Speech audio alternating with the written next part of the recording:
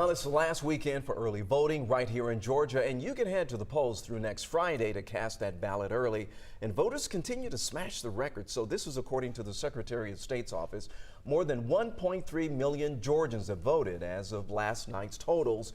So that makes it 1 out of 5 active voters in Georgia.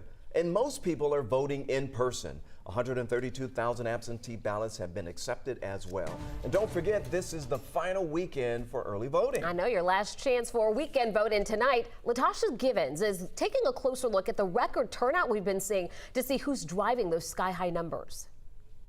Today is National Vote Early Day, and several Metro Atlanta colleges and universities are participating with their own Get Out the Vote efforts this midterm election. But how do these younger voters compare to older voters? We talked to both groups, and we looked at what the data shows. Abortion rights, student loan forgiveness, clean energy, also social justice and voting rights. The lack of gun control that has become really controversial in this state of Georgia. Those were the top concerns for these young Democratic voters we spoke to at Georgia State University. On the other side, Republican Michael Costco says abortion is the top voting issue for him. With Roe v. Wade being overturned, I do believe that that is a good thing. As part of National Vote Early Day, organizations like the People's Uprising, Dorm Storm, and the Georgia Association of Republican Voters were out on campuses encouraging students to take part in the midterm election. Georgia is shattering early voting records this election cycle. More than 1.3 million people have already cast their ballot as of Thursday night. But the latest numbers from the Secretary of State's office show people 65 and older